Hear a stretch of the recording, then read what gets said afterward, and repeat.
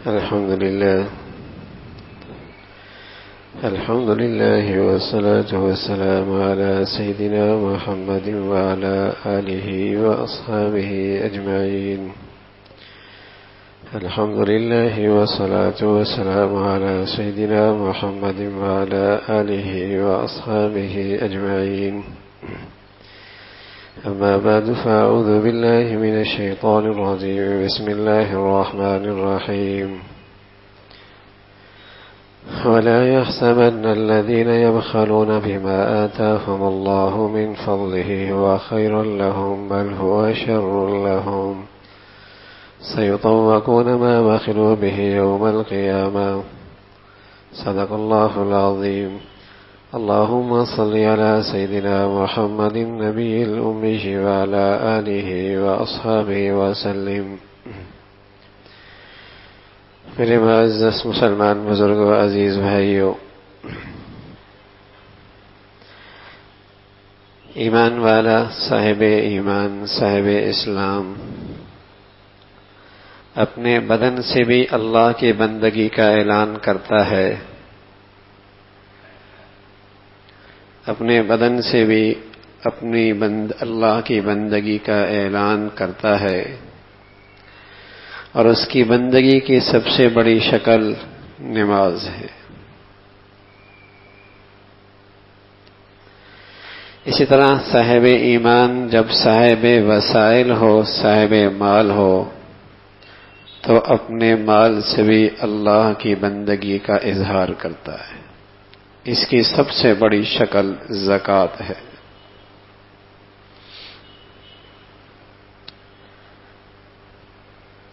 ایک مسلمان اپنے بدن سے بھی اللہ کی بندگی کا اظہار کرتا ہے، اور بندگی کی سب سے بڑی شکل نماز ہے۔ اس لیے فرمایا جس کی زندگی میں نماز کوئی نہیں، اس کی زندگی میں اسلام کوئی نہیں۔ جس کی زندگی میں نماز کوئی نہیں، اس کی زندگی میں اسلام کوئی نہیں۔ اسی طرح جب صاحب ایمان کے پاس اللہ کی طرف سے مال کی نعمت ہوتی ہے، تو وہ اس مال کے اندر بھی اللہ کی بندگی کا اظہار کرتا ہے، اور اس کی سب سے بڑی شکل زکوٰۃ ہے، فریضہ زکوٰۃ۔ قرآن میں تقریباً 70 سے زائد مرتبہ بندگی کی ان دونوں شکلوں کو ساتھ ذکر کیا ہے۔ اقیموا الصلاۃ آتوا الزکاۃ، اقیموا الصلاۃ آتوا الزکاۃ۔ بدن کی سب سے بڑی شکل بندگی کی نماز ہے، اور مال کی نعمت میں بندگی کی سب سے بڑی شکل زکوٰۃ ہے۔ 70 سے زائد مرتبہ ان فرائض کا تذکرہ ایک ساتھ آیا۔ اسلام نے اتنی اہمیت دی، فرمایا ارکان اسلام میں جہاں شہادت توحید ہے، شہادت رسالت ہے، وہاں ارکان اسلام کا دوسرا نمبر نماز کا ہے، تیسرا نمبر زکوٰۃ کا ہے۔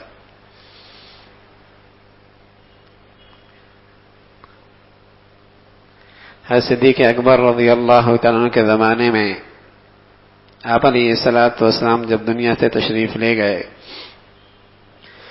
کچھ لوگوں نے زکوٰۃ دینے سے انکار کر دیا، توحید کے کلمات بھی کہہ رہے تھے، نماز بھی پڑھ رہے تھے، زکوٰۃ کا انکار کر دیا۔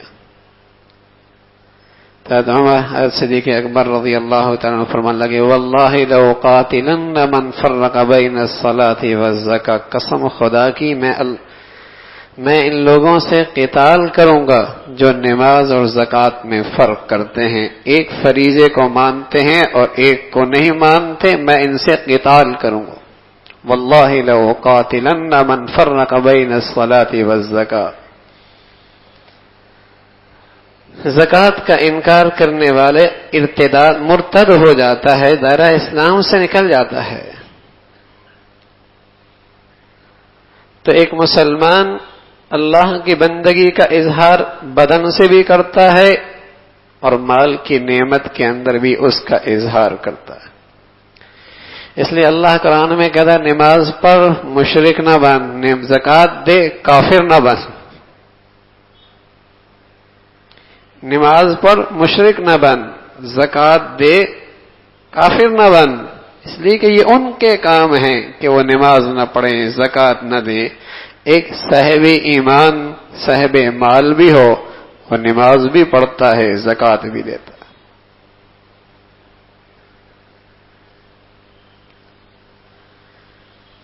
تو فریضہ زکوٰۃ مسلمان کی مالی نعمت کے اظہار، نعمت میں بندگی کا سب سے اعلیٰ شکل ہے.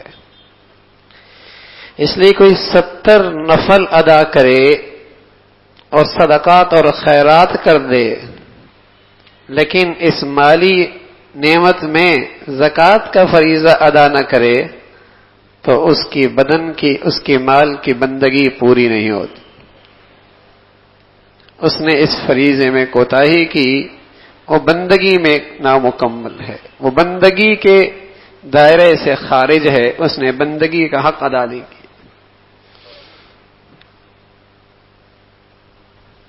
تو زکوٰۃ کا فریضہ یہ مسلمانوں کے ایمان کا بڑا رکن ہے، اسلام کا بڑا رکن ہے. اس کا مسلمان بڑا اہتمام کرتے تھے. اور بدترین بخل ہے، بخل کی سب سے بدترین شکل ہے کہ کوئی مسلمان اسلام لانے کے باوجود، مالدار ہونے کے باوجود زکوٰۃ ادا نہ کرے. اس سے بدترین بخیل کوئی نہیں ہو سکتا. اور رسول اللہ صلی اللہ علیہ وسلم فرمایا کرتے تھے کہ 2 خصلتیں کسی اور میں تو اکٹھی ہو سکتی ہیں، لیکن مومن میں 2 خصلتیں یہ کبھی اکٹھی نہیں ہو سکتی. ایک فرمایا البخل، دوسرا فرمایا وسوء الخلق. ایک بخیل پنا اور دوسرا برے اخلاق. فرمایا یہ ایمان والے میں دونوں چیزیں کبھی اکٹھی نہیں ہو سکتی. اللہ نہ کرے کوئی خاندانی رسمی مردم شماری کا مسلمان ہو اور اس کے اخلاق بھی اچھے نہ ہوں اور اس کی زندگی میں فریضہ زکوٰۃ بھی ادا نہ ہو رہا ہو، تو اسے فکر کرنی چاہیے کہیں ایسا نہ ہو کہ ایمان سے بھی محروم ہو چکا ہو. کہیں ایسا نہیں کہ خاندانی رسمی مردم شماری کا ایمان اسلام، لیکن اس کی زندگی میں اخلاق بھی برے اور اس کی زندگی میں بخل بھی موجود ہے، تو اسے فکر نہ کرنی چاہیے. اللہ کے حبیب صلی اللہ علیہ وسلم نے فرمایا کہ صاحب ایمان میں یہ دونوں بری عادتیں نہیں ہو سکتی. نہ یہ بخیل ہو سکتا ہے، نہ اس کے اخلاق برے ہو سکتے. تو بخل کی سب سے بدترین شکل ہے کہ فریضہ زکوٰۃ کی ادائیگی میں کوتاہی کرے. اس سے بڑا بخیل کوئی نہیں. والذین یکنزون الذهب والفضة ولا ينفقونها في سبيل الله فبشرهم بعذاب أليم يوم يحمى عليها في نار جهنم فتكوى بها جباههم وجنوبهم وظهورهم هذا ما كنزتم لأنفسكم فذوقوا ما كنتم تكنزون. یہ دولت، سونا، چاندی یہ اکٹھے کرتے چلے گئے، اللہ کا حق اس میں سے ادا نہ کیا، تو کل قیامت میں انہیں دردناک عذاب کی خوشخبری سنا دو. جب یہ سونا اور چاندی کو گرم کر کے اس کے پہلوؤں میں، اس کے پشت میں داغا جائے گا اور کہا جائے گا ھذا ما کنزتم لانفسکم، یہ ہے تمہارا خزانہ جس کو تم بڑا اکٹھا کر رہے تھے، یہ ہے تمہارا مال. تو مسلمان بخیل نہیں ہوتا، مسلمان صاحب مال کبھی زکوٰۃ میں کوتاہی نہیں کرتا. اس لیے کہ ارکان اسلام میں ہے.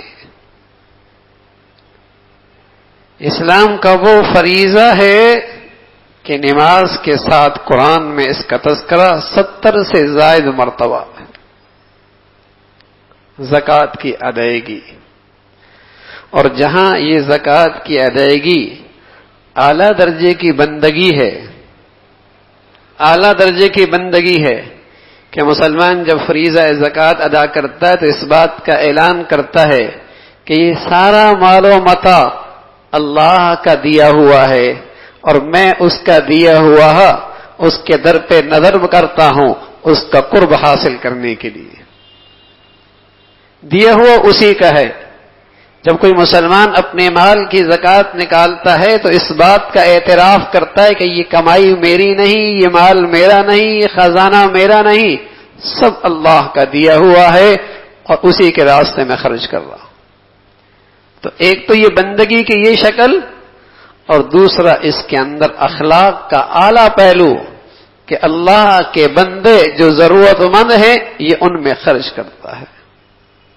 اور تیسرا پہلو اس میں یہ ہے کہ حب مال اور دولت پرستی، حب مال اور دولت پرستی جو اس کی ایمان اور روحانیت کے لیے ہلاکت کا باعث ہے، اس زکوٰۃ کی برکت سے اس سے حفاظت ہوتی، اس موذی مرض سے حفاظت ہوتی ہے.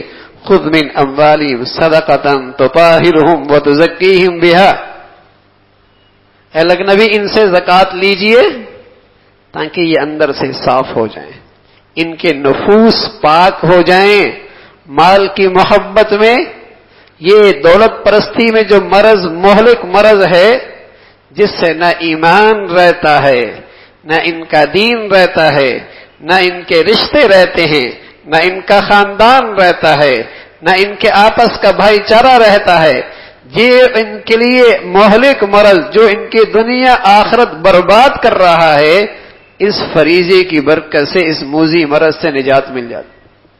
خذ من اموال، بشرطیہ کے اخلاص کے ساتھ ہو، بشرطیہ کے اخلاص کے ساتھ ہو، اللہ کو راضی کرنے کے جذبے کے ساتھ ہو.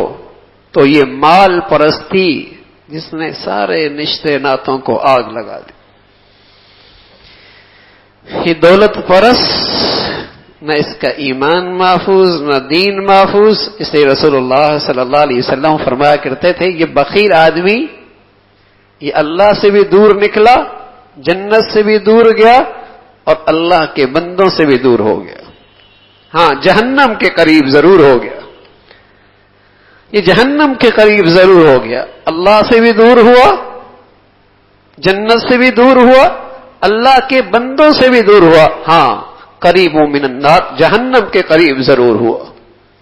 ہاں سخی حبیب اللہ ہے، یہ اللہ کا پیارا ہے، یہ اللہ کے بھی قریب ہے، جنت کے بھی قریب ہے، اللہ کے بندوں کی بھی قریب ہے. ہاں یہ جہنم سے بہت دور ہے، یہ جہنم سے بہت دور ہے. اور رسول اللہ صلی اللہ علیہ وسلم فرمانے لگے ایک آدمی ناواقف ہے، جاہل ہے، لیکن سخی ہے، اللہ کے ہاں اس شخص سے زیادہ پیارا ہے جو بڑا عبادت گزار ہے لیکن ہے بخیل، ہے بخیل. اس لیے کہ شیطان بھی یہ کہتا ہے مجھے اس نیک آدمی سے کوئی خطرہ نہیں جو بخیل ہے، اس لیے کہ مجھے پتا ہے اس کی نیکیاں ساری کی ساری دھری کی دھری رہ جائیں گی، اس کا غسل اسے جہنم میں لے کے جائے گا. مجھے ڈر تو اس فاسق فاجر پر ہے جو سخی بڑا ہے، نہ جانے کس لمحے اللہ کی رحمت اس کی طرف متوجہ ہو اور وہ فکس سے توبہ کر کے اللہ کا پیارا بن جائے. فرمایا اس سے میں بے فکر ہو گیا ہوں جو عبادت کر رہا ہے لیکن بخیل ہے، بخل کا مرض ہے، اس سے میں بے فکر ہو گیا، اس لیے کہ اس کا بخل اسے جہنم تک لے جائے گا. مجھے ڈر اس فاسق فاجر سے ہے جو ہے تو فاسق فاجر لیکن سخی بہت ہے، کسی لمحے بھی اس کی سخاوت پر اللہ کی رحمت متوجہ ہو جائے گی اور اسے توبہ کی توفیق نصیب ہو جائے گی. مجھے اس پہ ڈر ہے.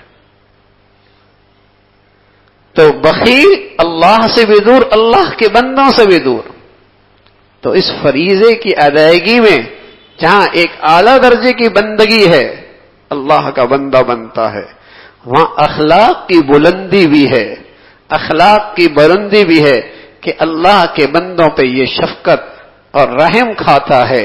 اور وہاں اپنی موذی باطنی مرض کا علاج بھی ہے کہ یہ مال پرستی اور حب مال کے مرض سے نجات پا جاتا. اس فریضے کی ادائیگی کی یہ برکتیں ہیں. اور رسول اللہ صلی اللہ علیہ وسلم فرمایا کرتے تھے میں قسم کھا کے کہتا ہوں، فرمایا میں قسم کھا کے کہتا ہوں ما نقصت صدقۃ من مال.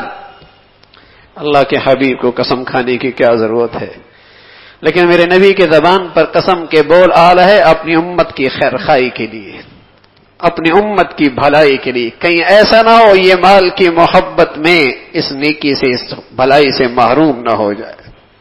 فرمایا میں قسم کھا کے کہتا ہوں کوئی مال دے اللہ کے راستے میں اس کا مال کم نہیں ہوتا. میں قسم کھا کے کہتا ہوں.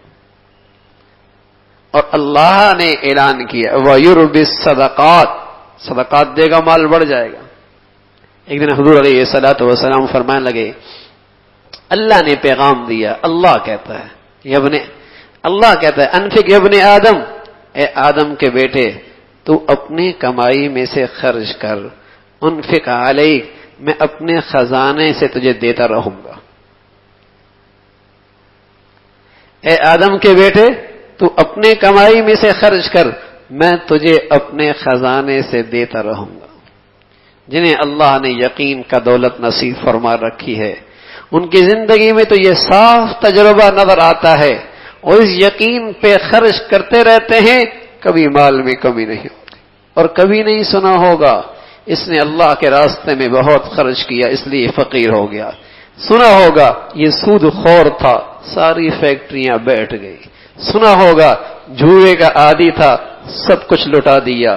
سنا ہوگا شرابی بن گیا گھر بھی اجاڑ کے رکھ دیا. کبھی نہیں سنا ہوگا صدقہ خیرات بہت کرتا تھا اس لیے فقیر ہو گیا. سود خور کے بارے میں سنا ہوگا، شرابی کے بارے میں سنا ہوگا، جوا کھیلنے والے کے بارے میں سنا ہوگا. ہاں جو اللہ کے راستے پہ اللہ کی طرف سے یہ پیغام اللہ کے حبیب کے واسطے سے ملا ہے انفق ابن آدم تو خرچ کر اپنی کمائی میں سے، انفق علیک اللہ کہتا ہے میں تجھ پہ اپنے خزانے سے تجھے دیتا رہوں گا. اور حضور علیہ الصلوۃ والسلام نے فرمایا دنیا میں کچھ لوگ اللہ کے مخزن ہوتے ہیں جن پر پاس اللہ کا خزانہ جمع ہوتا ہے. دنیا میں کچھ لوگ اللہ کے مخزن ہوتے ہیں جن کے پاس اللہ کا خزانہ جمع ہوتا ہے، یعنی اللہ اسے نوازنا چاہتا ہے کہ یہ خرچ کرتا رہے گا میں اسے نوازتا رہوں گا، اپنا قرب دیتا رہوں گا، اسے اپنا مخزن بنا دیتا ہے. جب تک یہ خرچ کرتا رہتا ہے اللہ بھی اسے اپنے خزانہ بنائے رکھتا ہے، اور جب یہ بند کرنا خرچ کرنا سے تنگ دل ہو جاتا ہے اللہ بھی اپنا دینا چھوڑ دیتا ہے. اللہ نے دینا تو سبھی کو ہے لیکن یہ خوش نصیب ہے کہ اس کے ہاتھوں سے اللہ دلا رہا. یہ خوش نصیب ہے کہ اللہ اس کے ہاتھوں سے دلا رہا ہے، اسے اللہ نے اپنا مخزن بنایا ہے. ما عندکم ينفد وما عند اللہ باق. اما عائشہ رضی اللہ عنہ فرمانے لگی ایک دن ایسا ہوا کہ بکری ذبح کی، حضور علیہ الصلوۃ والسلام تشریف لائے. فرمایا کیا بچا؟ کہ یا رسول اللہ سب ختم ہو گیا صرف ایک دستی باقی رہ گئی. تو اللہ کے نبی صلی اللہ علیہ وسلم فرمانے لگے سب محفوظ ہو گیا صرف ایک دستی محفوظ نہیں ہوئی. یعنی جو خرچ کیا وہ تو محفوظ ہو گیا. ما عندکم ينفد وما عند اللہ باق. جو تیرے پاس ہے سب نکل جائے گا اور جو اس خزانے میں اکٹھا کیا حقیقت میں وہی تیرا محفوظ ہوا. تو میرے عزیزو مسلمان سخی مزاج ہوا کرتا ہے اور سخاوت کا سب سے ادنا درجہ فریضہ زکوٰۃ کی ادائیگی ہے. اور بخل کی سب سے بدترین شکل کہ فریضہ زکوٰۃ کے اندر بھی یہ تنگ دل ہونے لگ جائے، وہاں بھی بخل کا مظاہرہ کرے، اس کے اندر بھی اوپر نیچے کی کہانیاں کرنے لگ جائے. بدترین بخیل ہے. اور پھر سچ یہ ہے کہ دے کس کو رہا ہے، خرچ کس کے راستے پہ کر رہا ہے، کسے دے رہا ہے. رسول اللہ صلی اللہ علیہ وسلم نے فرمایا اس زکوٰۃ کی ادائیگی کی برکتیں پہلے اللہ دنیا ہی میں عطا کر دیتا ہے. حسنوا اموالکم بالزکاۃ، حسنوا اموالکم بالزکاۃ. اس نے زکوٰۃ دے دی، اللہ نے اس کے مال کو قلعے میں محفوظ کر دیا. اس نے زکوٰۃ دے دی، اللہ نے اس کے مال کو مبارک اور صاف ستھرا کر دیا.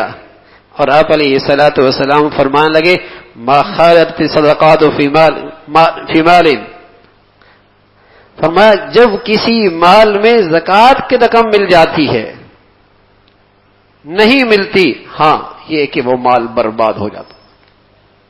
اگر زکوٰۃ کی رقم مال میں رہ گئی بقیہ مال بغیر محفوظ ہو گیا. ما خالت الصدقۃ مالا قط الا اهلكته، ضرور ہلاک ہو جائے گا، وہ غیر محفوظ ہو گیا، کہیں نہ کہیں ضائع ضرور ہو جائے گا. تو پہلی برکتیں اللہ اس دنیا میں عطا فرما دیتا ہے. اور اللہ کا اعلان ہے من ذا الذی یقرض اللہ قرضا حسنا.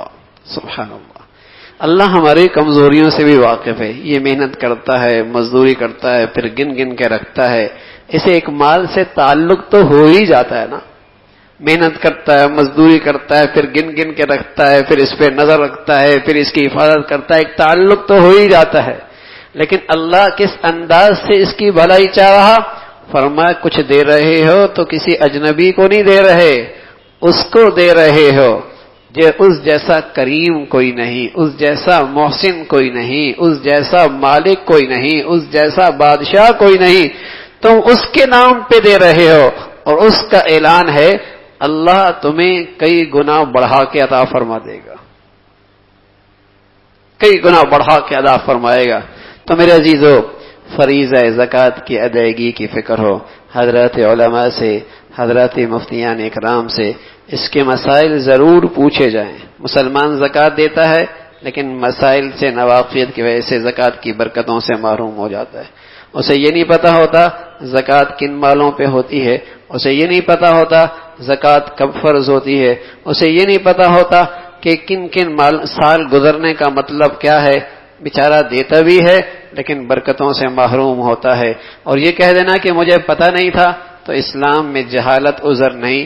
اللہ نے زندگی دی ہی اس لیے ہے کہ اللہ کی پسند کی زندگی سیکھو اور پوچھو اور اس پر عمل کرو. زندگی کا مقصد یہی ہے. تو میرے عزیزو، حضرات علماء سے، مفتیان اکرام کی صحبت میں جا کر اس فریضے کی ادائیگی کے بارے میں پوچھیں اور پھر اس کے مطابق اس فریضے کو ادا کریں. اللہ رب العزت اس کی برکتیں نصیب فرما دے گا. وآخر دعوانا الحمدللہ رب العالمین.